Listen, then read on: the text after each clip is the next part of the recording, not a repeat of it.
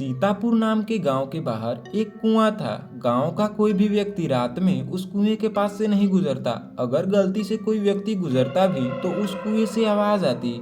बचाओ, मैं डूब रही हूँ, कोई बचाओ मुझे, मैं डूब रही हूँ। ये आवाज सुनकर लोग वहां से डरकर भाग जाते। गांव वालों का मानना था कि उस कुएं में एक चुड़ैल रहती है जो आवाज देती है, इसलिए रात में गांव का कोई भी व्यक्ति उस कुएं के पास नहीं जाता था। उसी गांव में महेश नाम का एक लड़का भी रहता था। अरे महेश, तुम्हें पता है कल रात मैं भूतिये कुएं वाले रास्ते से घर वापस आ रहा था। जब मैं उस कुएं के पास से गुजर रहा था तो उसमें से काफी डरावनी डरावनी आवाजें आ रही थी। मैं कैसे भी करके जान बचाते वहां से भागा। आज मैं भी उस कुएं के पास जाकर देख ही लेता हूँ, ऐसी कौन सी चीज है जो पूरे गांव वालों को डरा रही है। महेश, कहीं तुम पागल तो नहीं हो गए हो? लोगों का कहना है कि वहां पर चुड़ैल रहती है, इसलिए वहां पर बहुत ज्यादा खतरा है। लेकिन महेश उसकी बात नहीं मानता है और उस कुएं की तरफ चल देता है। धीरे धीरे रात हो जाती है और महेश उस कुएं के पास पहुंच जाता है। तभी उस कुएं से आवाज आने लगती है। बचाओ, मैं डूब रही हूँ, कोई बचाओ मुझे। आवाज सुनकर महेश काफी डर जाता है, लेकिन थोड़ी सी हिम्मत करके वह कुएं के नजदीक जाता है। तभी उस कुएं में से एक चुड़ैल निकलती है और महेश का हाथ पकड़कर उसे कुएं के अंदर लेकर चल जाती है। थोड़ी देर बाद चुड़ैल महेश के लाश को कुएं के बाहर फेंक देती है और महेश का सिर कटा हुआ होता है। अगले दिन सुबह होते ही महेश की माँ उसे पूरे गांव में ढूंढती है, लेकिन वह नहीं मिलता है। तभी उसे वह आदमी मिलता है जिससे महेश ने बात की थी। अरे बेटा, तुमने महेश को देखा है क्या? वह कल रात से ही घर नहीं आया है, पता नहीं कैसा होगा।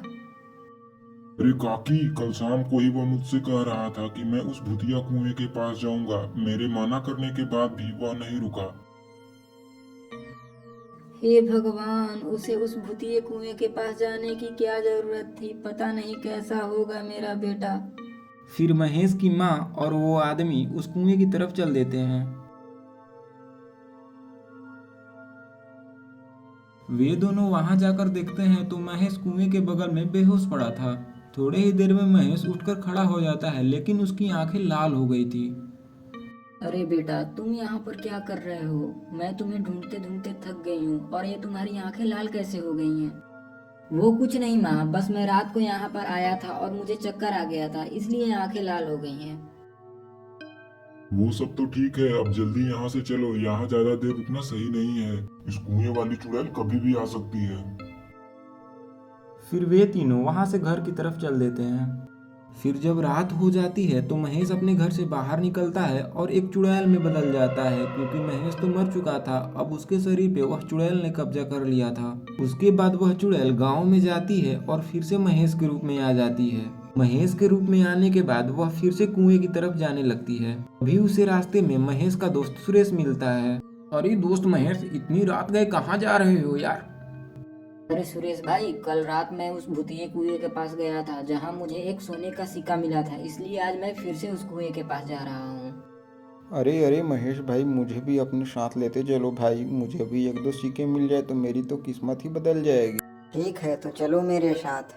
फिर वे कुएं की तरफ चल देते हैं। सुरेश को इस बात की भनक तक नहीं थी कि महेश मर चुका है और अब वह एक चुड़ैल के साथ जा रहा है। तभी चुड़ैल अपने असली रूप में आ जाती है। लेकिन सुरेश को इस बात की भनक तक नहीं थी।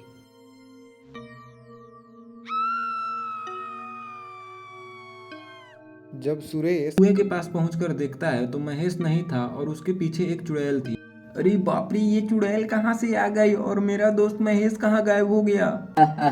अरे मूर्ख, तुम्हारा दोस्त महेश तो कब का मर चुका है और मैंने उसके शरीर पर कब्जा कर लिया है, और अब मरने की बारी तुम्हारी है। अरे बाप रे, नहीं नहीं चुड़ैल बहन, मुझे मत मारना। मैंने तुम्हारा क्या बिगाड़ा है? सुरेश इतना बोल ही रहा था तभी चुड़ैल उसे मार देती है और उसके सिर से खून पीने लगती है। उसका खून पीने के बाद चुड़ैल उसके शरीर को कुएं में फेंक देती है। उसके बाद वह फिर से महेश के रूप में आ जाती है और गांव की तरफ चल देती है। वह घर पहुंचता है तो घर के बाहर उसकी माँ उसका इंतजार कर रही होती है। अरे महेश, तुम इतनी रात को कहाँ से आ रहे हो, और ये तुम्हारे चेहरे पर खून कैसे लगा है? मैं कब से तुम्हारा इंतजार कर रही हूँ। अरे माँ, मैं टहलते टहलते गांव में चला गया था और वहां पर कुछ कुत्ते मेरे पीछे लग गए और मैं गिर गया, जिसके कारण मुझे खून लग गया है।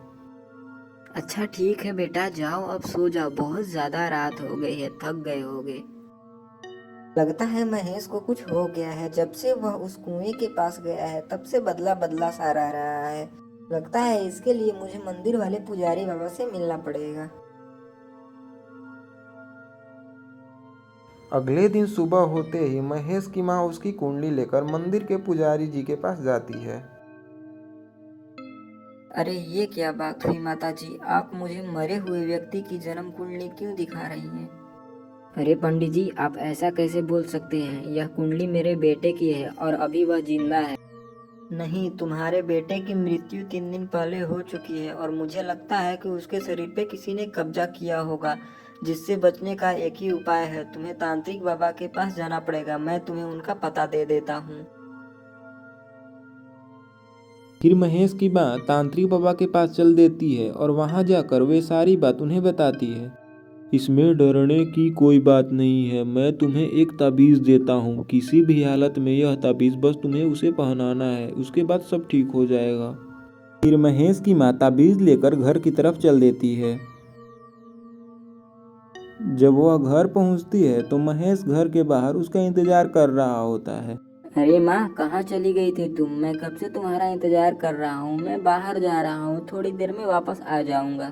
वो सब तो ठीक है, चले जाना, लेकिन रुको, मैं तुम्हें कुछ पहना देती हूँ। इतना बोलकर वह ताबीज उसके गले में पहना देती है। ताबीज पहनते ही चुड़ैल अपने असली रूप में आ जाती है। ए बूढ़ी औरत, ये तुमने मुझे क्या पहना दिया? मेरा सारा शरीर जल रहा है। इसके बाद चुड़ैल जलने लगती है और जलकर गायब हो जाती है। अब महेश जिंदा हो गया या नहीं, यह हम देखेंगे अगले पार्ट में, इसलिए चैनल को सब्सक्राइब करना ना भूलें और वीडियो अच्छी लगी हो तो एक लाइक ज़रूर करें।